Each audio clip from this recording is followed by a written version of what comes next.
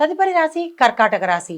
ఈ రాశి వారి యొక్క గ్రహస్థితులు: బుధుడు 11వ స్థానంలోను, సూర్యుడు 12వ స్థానంలోను, శుక్రుడు లగ్నంలోను, శని 8వ స్థానంలోను, కుజుడు 11వ స్థానంలోను, రాహు మేషరాశిలో 10వ స్థానంలోనూ సంచారం చేస్తున్నారు.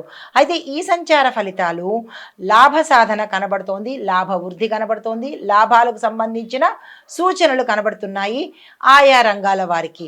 అయితే పదోన్నతికి అవకాశాలు, ప్రమోషన్స్ రావడము, ప్యాకేజీలు పెరగడము, ఉద్యోగ లాభాలు గోచరిస్తున్నాయి. పెద్దవారి యొక్క సహాయ సహకారాలు సమయానికి మీకు అందుబాటులోకి వస్తాయి. వ్యాపారాభివృద్ధి, వ్యాపార విస్తరణ, వ్యాపారంలో పెట్టుబడులకు సూచన గోచరిస్తోంది. అయితే ఆరోగ్యం పట్ల చూసినట్టయితే కొంత ఆందోళనకరంగా ఉండడము, కొంత ఇబ్బందికరమైన సమస్యలు వచ్చే అవకాశం కనబడుతోంది. జాగ్రత్తలు తీసుకోండి. మానసిక ఆందోళనకు లోనయ్యే అవకాశాలు, అటువంటి సిచ్యుయేషన్స్ మీకు కలగబోతున్నాయి. జాగ్రత్తలు తీసుకోండి. అయితే ఉద్యోగంలో మార్పుకు అవకాశం కనబడుతోంది. అది ఉన్న ప్రదేశం నుంచి వేరే ప్రదేశానికి కానీ, స్థానచలనాలు కానీ ఇలాంటివి గోచరిస్తున్నాయి. దానికి సంబంధించిన ప్రణాళికలు వేసుకోండి. కుటుంబంలో కొంత అపార్థాలు దారితీసే అవకాశం కనబడుతోంది.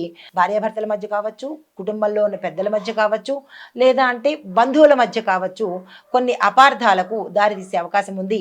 ఈ విషయంలో ఈ వారం రోజుల పాటు మీ కుటుంబ పెద్ద సమన్వయ ధోరణితో మెలిగే ప్రయత్నం చేసుకోవాలి. అయితే చెప్పదగిన పరిహారాలు: శనివారం రోజు శని భగవానుడి పూజ చేసుకోండి, ఆలయ దర్శనం తప్పనిసరిగా చేసుకోండి.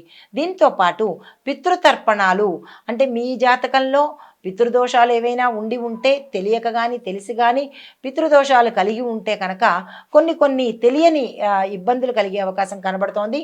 దానికి పరిహారంగా పితృతర్పణాలను ఏదైనా శనివారం కానీ, ఆదివారం కానీ, లేదా అంటే అమావాస్య రోజు కానీ తప్పనిసరిగా పితృతర్పణాలు కనుక ఇచ్చుకున్నట్టయితే కుటుంబంలో మంచి జరిగే అవకాశం కనబడుతోంది. దీంతో పాటుగా మీరు లేత నీలిరంగు వస్త్రాలను ధరిస్తే కనుక ఈ వారం రోజుల్లో మీకు అనువైనన్ని సార్లు నీలిరంగు వస్త్రాలకు, అంటే బ్లూ కలర్ బట్టలు వేసుకునే ప్రయత్నం చేసినట్టయితే కొంత సానుకూలమైన ఫలితాలు పొందుతారు. నమస్తే.